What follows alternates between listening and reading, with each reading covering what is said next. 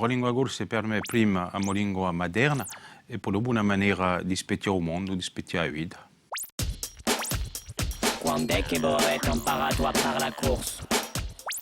Non abbiamo mica imparato a parlare corso di una maniera scolare, l'abbiamo imparato, l'abbiamo intesa da voi Chiugu, da voi Giuccio, con babbo e mamma, e poi dopo in casa con babbo e mamma, che parlano che corso tra di loro, sono state le ore in Parigi, e poi parlo corso come se era stata le ore in corso.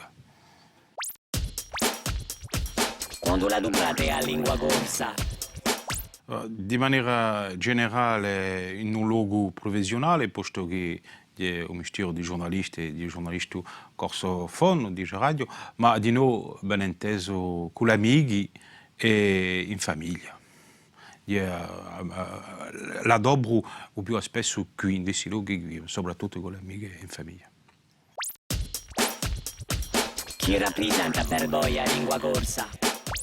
Ti dico una maniera di specchiare il mondo, una maniera di esprimere una cultura, e poi tutto ciò che rinvia di noi a Zidelina, in l'isola durante le vacanze, perché la maggior parte di Zidella all'epoca usavano il corso come una lingua moderna.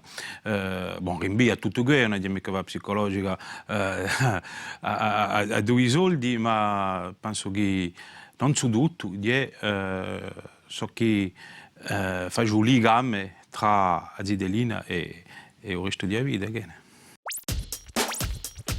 Come dite la bene di lingua corsa? Se ragiona, dice radio che l'affare è cattivissimo. La lingua corsa è in cattivo stato e non sono mica sicuro che, malgrado tutte le misure, potremmo salvarla.